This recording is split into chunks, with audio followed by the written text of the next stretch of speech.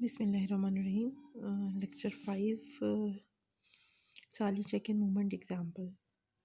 आज हमारा जो लेक्चर है वो चार्ली चेकर पे है और मूवमेंट्स की एग्जांपल्स हैं कि इसे किस तरह से कैलकुलेट करते हैं और किस तरह से इसके फार्मूले डेवलप्स होते हैं। तो हम स्टार्ट करते हैं। चार्ली चेक, क्योंकि कॉन्सेप्ट बहुत ज़रूरी होता है किसी भी चीज़ की डेफिनेशन का। अगर आप कोई भी लेक्चर लें उसमें आपको ये तो बताया होता है कि ये चीज़ ऐसे है, ये ऐसे ऐसे, लेकिन हमें ये नहीं पता होता कि वो किस बुक से है और उसका रेफरेंस क्या है। मोस्टली स्टूडेंट्स को बहुत प्रॉब्लम्स होती हैं ये देखने के लिए कि हमारे क्वेश्चंस कहाँ से आ रहे हैं और किस बुक से आ रहे हैं।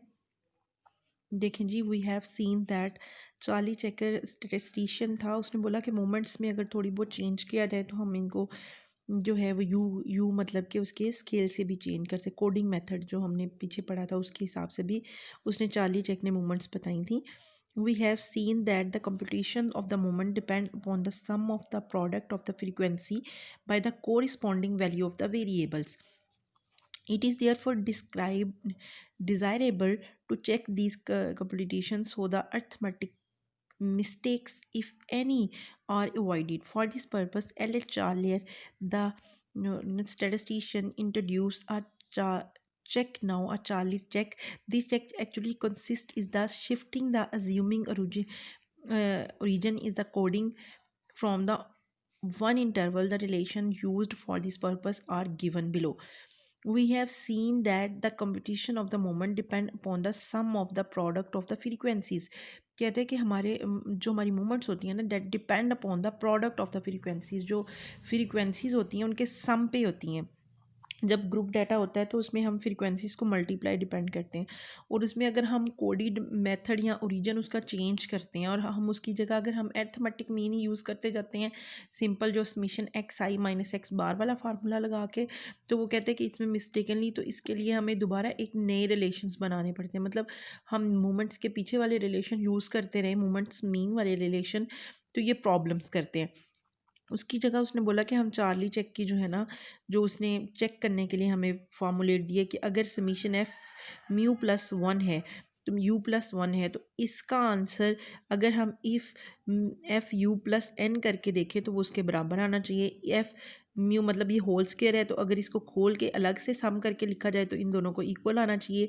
इसी तरह next U plus one three is equal to summation F U three F U, और मतलब इसको खोल के किया जाए, इसमें एन प्लस किया जाए, तो ये इनके रिजल्ट्स आपस में इक्वल आने चाहिए। इसी हम चेक करते हैं। तो अगर ये इक्वल आते हैं तो हम कहते हैं इसमें कोई भी मिस्टेक या डिफरेंस नहीं है। हम कहते हैं calculate the first four moment about the mean from the data of example 4.4। जो आपने पीछे 4.4 एग्जाम्पल की उसके अकॉर्डिंगली हम 4.15 करने लगे हैं।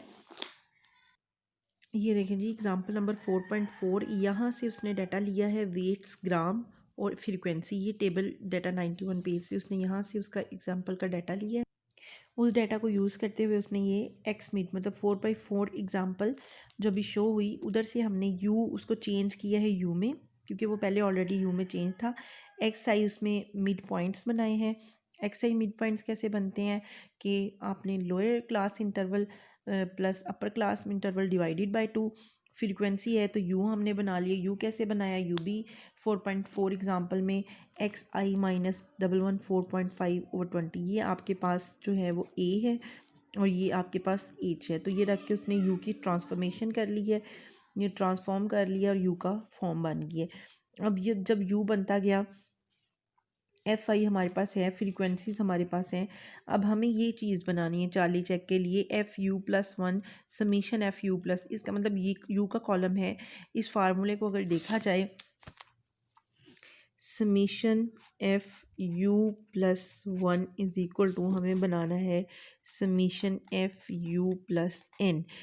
इस फार्मूले को तो एफ़ को यू के साथ मल्टीप्लाई करना है। हमने क्या किया कि एफ़ को यू के साथ मल्टीप्लाई किया और हमारे पास जो है वो एफ़ यू का कॉलम आ गया 9 multiply by 2, 9 multiply by -2 is equal to -8, 10 multiply by -1 is equal to -10, 17 0 then 0, 10 1s are 10, 5 2s are 10, 4 3s are 12, 5 4s are 20। So ये कॉलम कंप्लीट हो गया। नेक्स्ट हमें फार्मूलाज में देखते जाइए हमें क्या चीज़ चाहिए, एफ यू स्क्वेयर, ठीक है। समीशन, समीशन का मतलब होता है सम करना, तो एफ यू का स्क्वेयर, क्योंकि हमारे पास एफ यू जो पड़ा हुआ है, एफ यू इसमें यू मल्टीप्लाई हो गया, सो हम इसको इसके साथ मल्टीप्लाई कर देंगे, यू को एफ के साथ, U F square minus 2 multiply by 18 36, 1 multiply by 10 is equal to 10, 0 multiply by 0, तो दिस कॉलम इज फार्मूलेट। ये आ गया। अब नेक्स्ट हमने क्या करना है, हमें इसका क्यूब चाहिए, क्या चाहिए, समीशन एफ यू 3 क्यूब चाहिए। देन हम इसका क्यूब लेने के लिए क्या करेंगे, हमने इसका क्यूब लिया और क्यूब लेके हमने F U 3 is equal to, हमने इस u को इस वाले कॉलम से मल्टीप्लाई किया, एफ यू स्क्वेयर, तो ये क्यूब आ जाएगा। जब q का हम u 2 को मल्टीप्लाई करेंगे 36 के साथ, -1 को 10 के साथ, 0 को 10, तो ये कॉलम बनता चले जाएगा। जब फोर्थ इसकी पावर बनानी है तो हम क्या करेंगे, हम u को डायरेक्ट जो है वो f3 के साथ मल्टीप्लाई कर देंगे और हमारे पास ये वाला कॉलम बन जाएगा। -2 multiply by -72, minus minus plus, then 144, 1 multiply by 10, 10 minus minus plus is equal to 10, ये कॉलम बन जाएगा। अब हम एक कॉलम बनाएंगे देखने के लिए, चेक करने के लिए।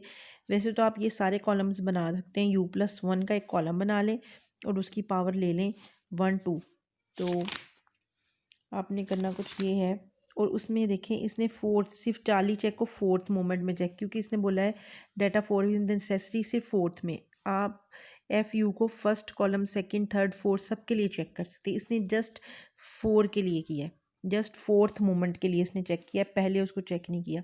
लेकिन एज अ असाइनमेंट आपने इन तीनों को भी चेक करके देखना है। कैसे चेक करना है, आपने पहले u+1 का एक कॉलम बनाना है। देखें कैसे बनाएंगे आप u+1 का कॉलम। आपके पास ये u है, u का कॉलम, आप ये u आपके पास मौजूद है, आप लिखेंगे -2 + 1 इज इक्वल टू 1। फिर आप बनाएंगे -1 + 1, -1 + 1 इज इक्वल टू 1। देन आपके पास होएगा 0 + 1 इज इक्वल टू 1। फिर आपके पास बनेगा 1 + 1 is equal to 2, 1 + 2 is equal to 2। फिर आपके पास होगा, उसके बाद आपके पास होगा 3 + 1 is equal to 4, that is 3 4 and 4 + 1 is equal to 5। तो ये आप, अगर मैं इसको नीट करके लिखूँ, u+1 1 1 1 2 3 4 एंड 5। इसके बाद आपने अगर इसको फर्स्ट के लिए, सेकंड के लिए, थर्ड, जिसके लिए वो कहे आपने करना होगा, तो यहाँ से आप सिंपली u+1 का स्क्वायर ले सकती हैं। इसको डबल कर लें, 1 1 4 3 3s are 9, 4 4s are 16, 5 5s are 25। और जब आपने इसका क्यूब बनाना है, u का क्यूब, तो इसको इससे मल्टीप्लाई करें, 1 1 1, 2 4s are 8, 3 9s are 27, 4 16s are 64, 5 5s are 5 75। ठीक है, तो ये आपके पास 5 2 1 25, ओके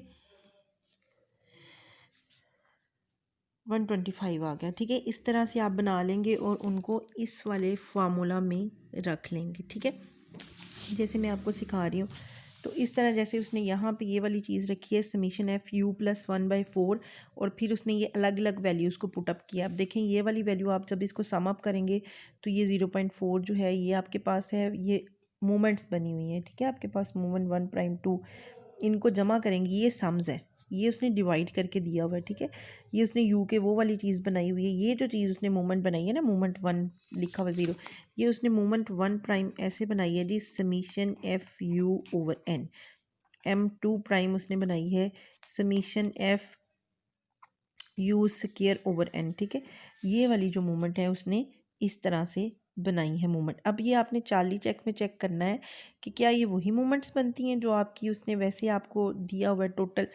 तो ये उसने उसके सम्स दिए हुए हैं, ये यू का सम इधर नहीं है, एफ़ का सम 60 है, समीशन एफ़ यू ये जो 24 है that is a summation F U. 92 जो है ये समीशन एफ़ यू स्क्वायर है। ये 369 that is a summation F three है, समीशन एफ़ यू थ्री है, और ये समीशन एफ़ फोर है। इसको आप इन फार्मूलाज में पुट करेंगे, इनका आंसर निकालेंगे। ये देखिए 470 40, और इस वाली चीज़ का सम भी 4740। इसी तरह आप इनके सम्स भी करके देख सकते हैं, और उनको ये वाले ऊपर वाले आज असाइनमेंट आपने ख़ुद ये 3 करके देखने हैं। तो ये आपके पास जो है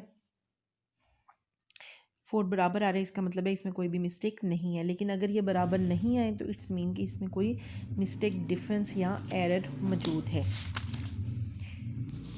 नेक्स्ट उसने रिलेशनशिप्स लगा लिए हैं आपके इसी के अंदर मीन मोमेंट्स के उसने पुटअप किया। देखें आपको आंसर दे रहा है वो मीन मोमेंट्स लास्ट जो पहले हमने डिस्कस किए हुए हैं रिलेशनशिप्स, यहाँ पे उसने रिलेशनशिप्स लगाए हैं, और ये मोमेंट उसने ये वाली मोमेंट्स उठाई हैं जो सम के ऊपर डिवाइड किया, जो कि इन यू के फार्मूलों को यूज़ करके निकली हैं। ठीक हो गया। और चार्ली चेक उसने जो है वो फोर्थ मोमेंट पे ही लगाया है और उसको चेक कर लिया है, और इनको H that the moment is orderly unit वो multiply M2 is equal to H स्क्र M3 बाई 23। और जब ये मोमेंट्स होती हैं तो आपने इनको एच के साथ मल्टीप्लाई ज़रूर करना है। सो नेक्स्ट वन, अब आपके पास एग्जाम्पल नंबर 4.16 है। It's very important example.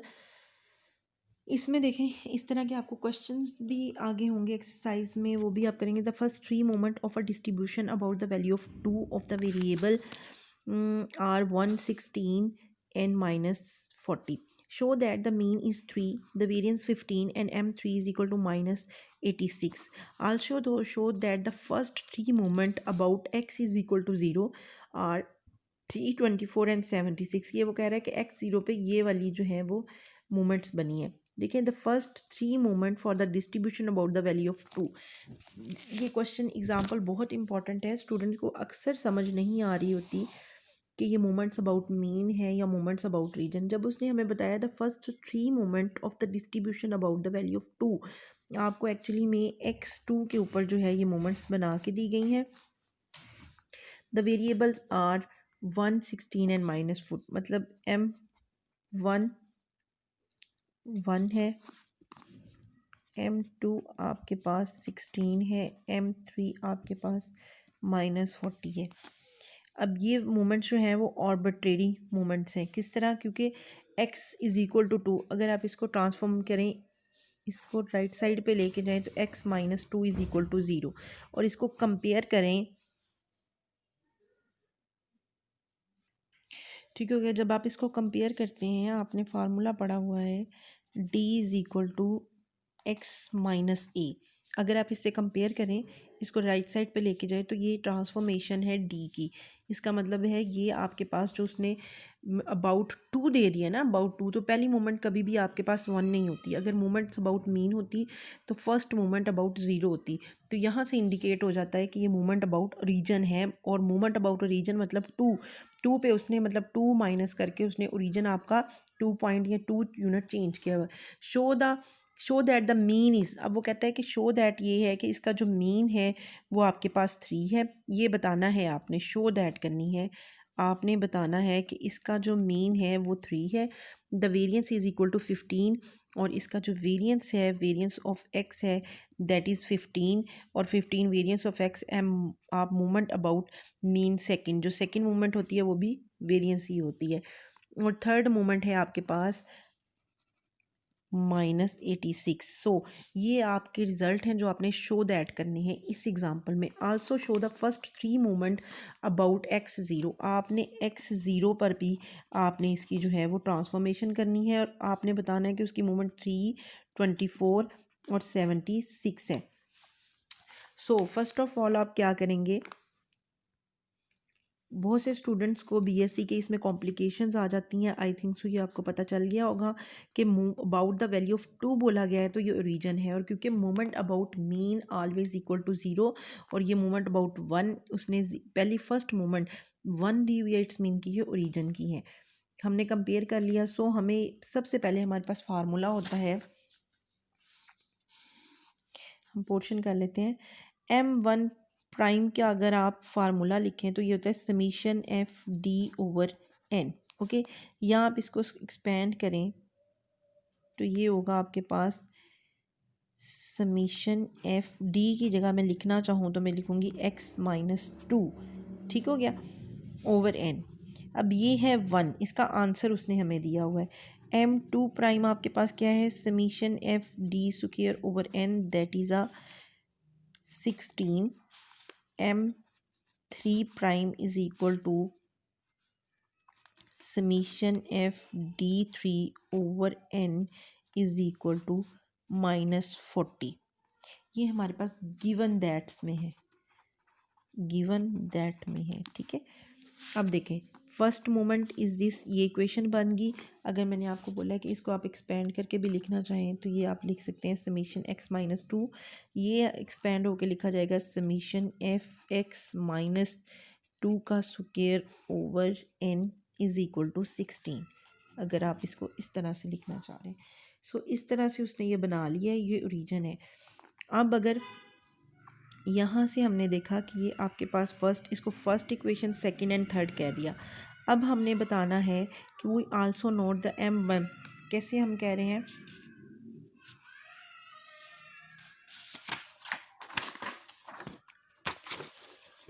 अगर आपके पास x बार लिखूँ वो होगा summation F D over N, ठीक है, एफ डी ओवर एन। तो ये आपके पास एक्चुअली में क्या होती है, ये आपके पास होती है M1 प्राइम। मैं लिख सकती हूँ M1 prime is equal to x bar, क्या होती है, x बार। क्यों, ये आपने ये प्रॉपर्टी पढ़ी हुई है कि x bar is equal to A plus, sorry इसका फार्मूला होता है A plus summation F D over N. अगर आपने x बार बनाना हो, x बार का आपने सिंपल थर्ड चैप्टर में फार्मूला पढ़ा हुआ है A plus summation F D over N, और ये क्या है, ये आपके पास है M1 प्राइम, ठीक है। तो आप लिख सकते हैं x bar is equal to A plus M1 prime, ठीक है। अब x बार आपने शो करना है ना कि ये x बार जो है, आपने शो दैट में क्या करना है, शो दैट में आपने करना था कि x बार जो है वो इसका 3 है मीन। तो आप क्या लिखेंगे, x बार ए कितना है आपके पास, अभी आपने कंपेयर किया कि अबाउट 2 पे वो मांग रहा है, तो मैंने आपको बताया कि x-2 कर दें तो दैट इज़ आ 2 इज़ इक्वल टू ए, ठीक है। तो आपने यहाँ पे लिखा a is equal to 2 plus first moment कितनी है 1, फर्स्ट मोमेंट ऑफ ऑर्बिटरी 1, तो दैट इज़ आ 3। ओके, उसके बाद इसी तरह जब 2 + 1 इज़ इक्वल टू 3 हो गया, और नेक्स्ट आपके पास जो है आपने वेरिएंस बताना है, इसका वेरिएंस ऑफ एक्स। तो वेरिएंस ऑफ एक्स भी आपको पता है कि उसका फार्मूला होता है कि सेकंड मोमेंट मीन जो है वो एस स्क्वायर के बराबर है। तो आपने इसका सेकंड मोमेंट का फार्मूला लगाया, 2 का हमारे पास M1 भी है और M2 प्राइम भी मौजूद है, 16 - 15, तो दैट्स प्रूव दैट। और थर्ड मोमेंट आप निकालने के लिए इसको कि ये -86 ही है, तो आप थर्ड मोमेंट का जो है वो रिलेशनशिप यूज़ करेंगे, मोमेंट रिलेशनशिप। तो आपके पास मोमेंट रिलेशन से ये वाली चीज़ आ जाएगी M3 - 2। तो आपके पास क्योंकि M1 M2 M3 प्राइम मौजूद है, 1 16 एंड -40, वो आप इसके अंदर पुट करेंगे तो आपके पास आंसर आ जाएगा -16। अब जो उसने हमें बोला कि आपने मोमेंट अबाउट x0 पे भी फाइंड करनी है, तो उसके लिए हमें समीशन x, ये f0 पे फार्मूले होते हैं मोमेंट्स के, समीशन x1 x2 x3। तो सिंपली आप क्या करेंगे, आप इक्वेशंस बना लेंगे। इक्वेशंस कैसे करेंगे कि आप इन मतलब ओरिजिन के जो फार्मूले उनको खोल लेंगे, ओपन करके इनकी इक्वेशंस बन जाएंगी। इन इक्वेशंस को आप एक्सपेंड करेंगे, एक्सपेंड करके जो आपके आंसर हैं उनके इक्वल लिखेंगे, और आपके पास जहाँ जहाँ समीशन f(x3) होएगा और ये वाले जो हैं वो आपस में प्लस माइनस एक्सपेक्टेशन है ना मैथमेटिक्स की, तो आपके पास ये मोमेंट्स अबाउट ज़ीरो बन जाएंगे। ओके, फाइंड आउट हो गया। नेक्स्ट एग्जांपल हम देखते हैं। नेक्स्ट एग्जांपल आपके पास है समीशन। ओके, ये आपका प्रूफ है, ये हम नेक्स्ट करेंगे। ये आपकी एग्जांपल थी। अब आपने इससे रिलेटेड जो क्वेश्चन है आपके पास, इससे रिलेटेड क्वेश्चन जो हैं वो आपने एक्सरसाइज में से कर लेने हैं। नेक्स्ट इंशाल्लाह नेक्स्ट लेक्चर में हम अगली स्टेप्स की बात करेंगे।